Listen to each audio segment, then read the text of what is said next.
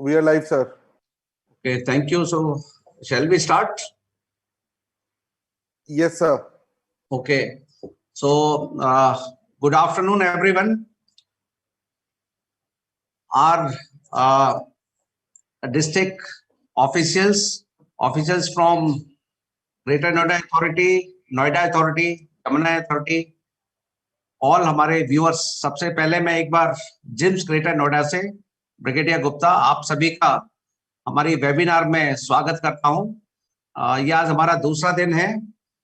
कल हमने कोविड के बारे में ओवरऑल बताया था कि हम कैसे, जो आजकल एक पब्लिक में पैनिक बना हुआ है, चाहे वो बेड को लेकर, ऑक्सीजन को लेकर, रेमडेसिविर को लेकर, उसको हम कैसे कर सकते हैं।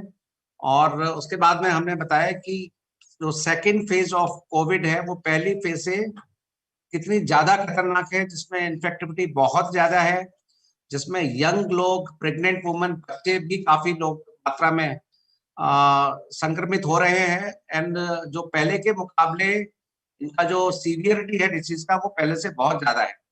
आप लोगों को भी जैसे पता होगा कि हमारा जो डेथ रेट है, जब कभी थाउजेंड्स में होता था पूरे इंडिया में, now it is in almost 3800 आज का फिगर है ऑफिशियल। लेकिन हमें लगता है कि काफी ज्यादा मात्रा में लोग अपनी जान गंवा रहे हैं। कुछ लोगों को ट्रीटमेंट मिल रहा है, कुछ लोग ट्रीटमेंट भी नहीं मिल पा रहा है। तो हमारी सबसे गुजारिश है कि इस बीमारी को, कोविड को लाइटली नहीं लें। गवर्नमेंट की जो गाइडलाइंस हैं, आपका मास्क पहनना, 2 गज की दूरी और हैंड वॉशिंग, और चौथा इसमें ऐड हो गया है वैक्सीनेशन। इन सब का पूरी तरह से इसका पालन करें, ताकि हम न केवल खुद को बचा सकते हैं, अपने घर वालों को, अपने दोस्तों को, सभी को बचा सकते हैं। आज हमारा जो टॉपिक्स हैं वो बेसिकली हम चाहते हैं कि एवरीबडी, जिसको भी प्रॉब्लम है, जिसको प्रॉब्लम नहीं है, वो सारे के सारे लोग अस्पतालों की तरफ भाग रहे हैं। अस्पतालों की भी एक कैपेसिटी है, उस कैपेसिटी ज्यादा नहीं उनके पास बेड्स अवेलेबल हैं। लेकिन इसमें से मैं समझता हूं कि 80% लोग जो कि या तो घर पे ठीक हो सकते हैं, वो या हमारे जो सोसाइटीज हैं की तरफ भाग रहे हैं। अगर सोसाइटी सारे लोग मिलके एक ऐसा L1 वहां पे फैसिलिटी क्रिएट कर सकते हैं, जिससे कि उन लोगों को अस्पताल नहीं भागना पड़े।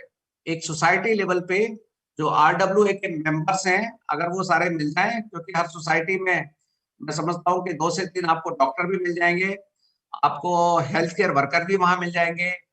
उसमें एक क्लब हाउस होता है जिसमें कि आप 5 से 10 बेड का एक छोटा एस्टेब्लिशमेंट वहां पे बना सकते हैं, जिसमें कि स्क्रीनिंग हो सकती है, जिसमें केयर हो सकती है, जिसमें आपको दवा देना है वो भी दे सकते हैं।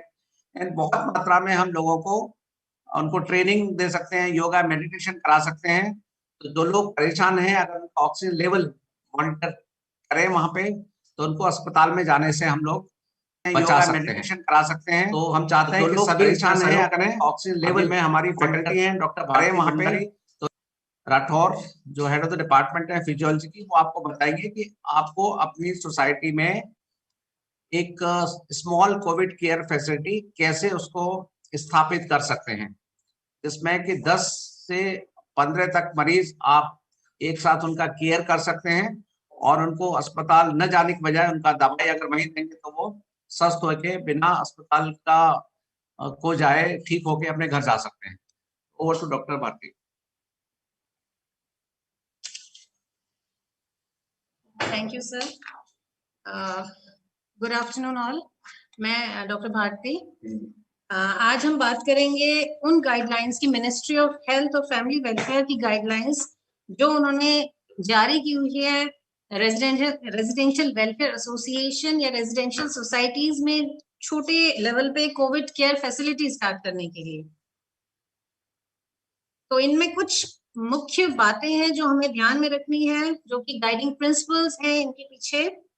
एक तो ये कि जो भी इस जो केयर हम प्रोवाइड करेंगे, इसका जो भी खर्चा आएगा, ये सब रेजिडेंशियल वेलफेयर एसोसिएशन या रेजिडेंशियल सोसाइटी या कोई NGO उनसे एसोसिएटेड है, उनको ही बेयर करना है। सरकार इसमें किसी भी तरह का कोई सरकार का कंट्रीब्यूशन नहीं रहेगा।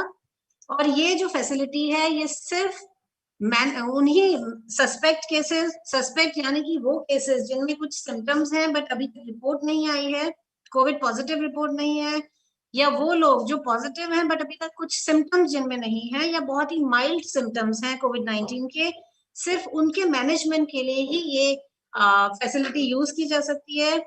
किसी भी हाल में अगर पेशेंट की उम्र 60 साल से ज्यादा है या बच्चा जो 10 साल से कम है या प्रेग्नेंट या लैक्टेटिंग लेडीज हैं या कोई भी पेशेंट जिनमें कोमॉर्बिडिटी है लाइक डायबिटीज है, हाइपरटेंशन है, कोई किडनी डिजीज है, किसी भी कोमॉर्बिड अगर कंडीशंस है किसी पेशेंट में, तो इन कंडीशन में ये फैसिलिटी यूज नहीं होंगी। तो ये 3 इंपॉर्टेंट चीजें हमें ध्यान में रखनी है। एक तो सरकार का कोई कंट्रीब्यूशन नहीं रहेगा, पूरा खर्चा रेजिडेंशियल सोसाइटीज खुद उठाएंगी और बहुत माइल्ड या एसिम्प्टोमेटिक या सस्पेक्ट केसेस का ही मैनेजमेंट होना है इन फैसिलिटी में। और कोई भी एल्डरली पेशेंट या 10 साल से छोटे बच्चा, प्रेग्नेंट और लैक्टेटिंग लेडीज या पेशेंट्स विद कोमॉर्बिडिटीज का ट्रीटमेंट यहाँ नहीं होना है। तो ये अब सेटअप करने के लिए क्या जरूरी है, क्या गाइडलाइंस हैं? हमें जरूरत है एक इंफ्रास्ट्रक्चर की और कुछ मैन पावर की। तो इंफ्रास्ट्रक्चर में हम जो चीजें हमें ध्यान रखनी है वो है कि एक तो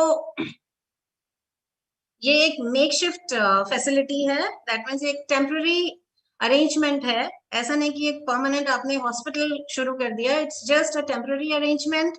और कोई भी एरिया, एक कॉमन एरिया, कोई कम्युनिटी हॉल या आपका एक कॉमन यूटिलिटी एरिया होगा या कोई ऐसा फ्लैट जो ऑक्यूपाइड एरिया से थोड़ा दूर पे अकेला है, जिसके आसपास कोई लोग नहीं रह रहे हैं, उस एरिया को हम इस काम के लिए यूज कर सकते हैं। और उस जहां भी जो भी एरिया हमें यूज करना है उसके आसपास प्रॉपर हमें साइनेजेस लगाने हैं कि ये एक आइसोलेटेड एरिया है एंड ये कोविड सेंटर है, कोविड फैसिलिटी है।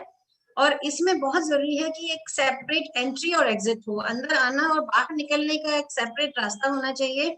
जो भी फैसिलिटी, कोई भी कॉमन रूम हम जो यूज कर रहे हैं, और इसमें बहुत जरूरी है कि हम हैंड हाइजीन और थर्मल स्क्रीनिंग का प्रोविजन दें। तो गेट पे, एंट्रेंस पे सैनिटाइजर के लिए डिस्पेंसर लगाना और थर्मल स्कैनर जरूर होना चाहिए, वो केयर गिवर के लिए, डॉक्टर के लिए, सबके लिए बहुत जरूरी है।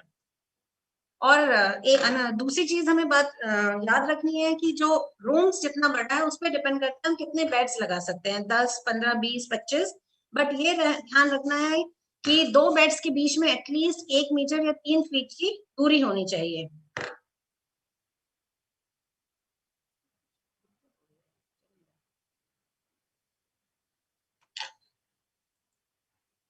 और क्योंकि हमारे जो ये फैसिलिटी है इसमें हम दोनों सस्पेक्ट और कंफर्म केसेस रखेंगे। मैंने आपको पहले बताया था सस्पेक्ट क्या है, कंफर्म केसेस, तो उन दोनों के लिए एक पार्टीशन होना चाहिए, उनको अलग अलग रखना है। और साथ ही सस्पेक्ट और कंफर्म के लिए जो टॉयलेट्स यूज होंगे वो भी सेपरेट होने चाहिए। रूम अच्छे से वेंटिलेटेड रूम होना चाहिए जिसमें हवा आने जाने का सही वेंटिलेशन हो। अगर वो एसी रूम्स हैं तो हम ध्यान रहना है कि टेम्परेचर 24 से 30 डिग्री सेंटीग्रेड और ह्यूमिडिटी हमें 40 से 70 के बीच में रखनी है। और सस्पेक्ट और कंफर्म केसेस के लिए सेपरेट टॉयलेट होने चाहिए। और एक टेम्पररी रूम्स होने चाहिए जहां पर पीपीई किट पहना और उतारा जा सके, जिसको हम डॉनिंग या टॉफिंग एरियाज कहते हैं। तो इनके लिए सेपरेट रूम्स होने चाहिए। उस जो फैसिलिटी, जो बड़ा सा रूम है उसमें हमें सेपरेट एरियाज देने हैं for donning and doffing, PPE kit पहनने और उतारने के लिए। इसके अलावा हमारी म्यूजिक थेरेपी, जिसका आजकल बहुत ज्यादा सुनने में आया है, योगा और मेडिटेशन फैसिलिटीज के लिए अगर हम उनको योगा मैट्स, कुछ लाइट म्यूजिक प्रोवाइड कर सकें तो ये ऑप्शनल फैसिलिटीज है जो आप प्रोवाइड कर सकते हैं इन फैसिलिटीज में। और ह्यूमन रिसोर्सेज की अगर हम बात करें तो जो मोस्ट इम्पोर्टेंट जो गाइडलाइंस के अकॉर्डिंग गवर्नमेंट गाइडलाइंस कहती हैं कि एक डॉक्टर और केयर गिवर जो है ये मेन 2 मैन पावर है जिसकी हमें जरूरत पड़ेगी इन फैसिलिटीज को रन करने के लिए। जो डॉक्टर है वो जो हम रेजिडेंशियल सोसाइटी जिसमें हम ये फैसिलिटी बना रहे हैं उन्हीं का कोई रेजिडेंस हो सकता है। अगर वहां कोई डॉक्टर नहीं है तो कोई एनजीओ जिससे वो सोसाइटी एसोसिएटेड है या एनजीओ जो उस सोसाइटी को हेल्प कर रहा है वो डॉक्टर्स प्रोवाइड कर सकते हैं। और ऐसे ही केयर गिवर भी उसी सोसाइटी में से कोई हो सकता है या हम हायर कर सकते हैं। अब ये केयर गिवर के क्या रोल्स हैं?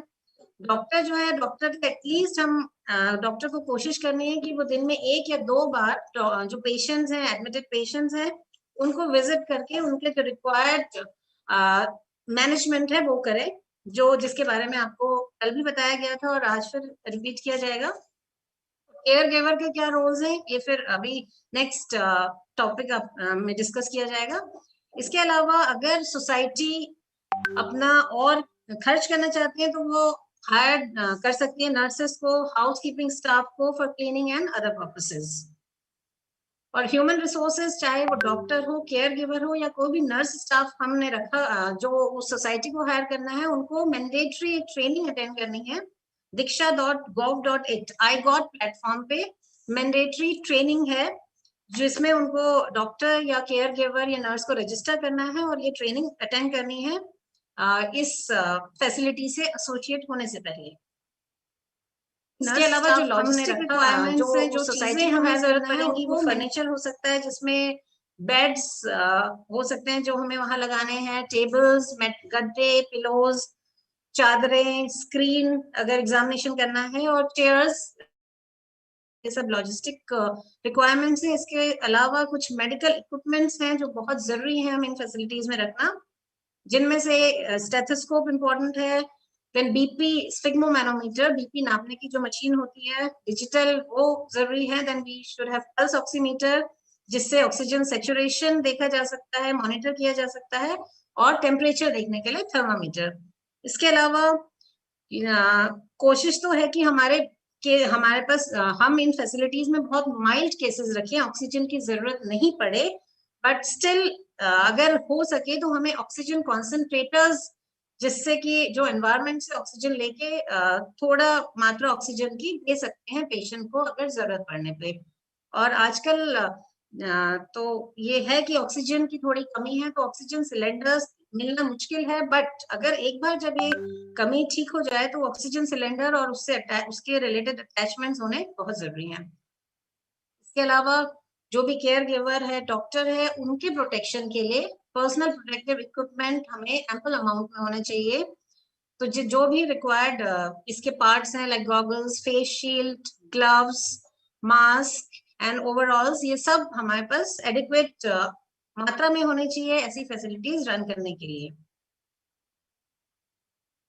देन इसके अलावा हमारे पास है अल्कोहल बेस्ड हैंड सैनिटाइजर बहुत जरूरी है। लिक्विड सोप्स या प्लेन सोप होना चाहिए फॉर वॉशिंग हैंड्स। फिर टॉवल्स जो preferably single use towels, paper towels हम यूज कर सकते हैं। और हाइपोक्लोराइड 1% सोडियम हाइपोक्लोराइड सॉल्यूशन या 70% अल्कोहल सरफेसेस को क्लीन करने के लिए, जो इक्विपमेंट्स इंस्ट्रूमेंट को क्लीन करने के लिए, सैनिटाइज करने के लिए 1% सोडियम हाइपोक्लोराइड सॉल्यूशन होना बहुत जरूरी है। और disposable waste bags and collection bin for use PPE kits. तो ये कुछ बेसिक मेडिकल और नॉन मेडिकल इक्विपमेंट्स हैं जो हमें इन फैसिलिटीज में चाहिए होंगे टू इनको रन करने के लिए।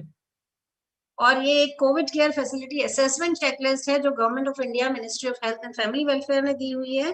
तो जो कोई भी सोसाइटी या रेजिडेंशियल वेलफेयर एसोसिएशन इस तरह की कोविड फैसिलिटी अपने यहाँ रन करना चाहता है, तो इस चेकलिस्ट से वो चेक करके कि इसमें क्या क्या उनके पास है और क्या नहीं है, इस चेकलिस्ट से they can tick on it, और फिर वो उनको पता चल जाएगा कि उनको क्या और लेने की जरूरत है। तो यही बेसिक चीजें हैं जो हमें ध्यान में रखना है जब भी हम ऐसे इस लेवल पे एक छोटी कोविड फैसिलिटी अपने गेटेड रेजिडेंशियल कॉम्प्लेक्स में शुरू करते हैं। So thank you all. Stay safe and stay home. Thank you. So I would request Dr. Deepti to continue from here.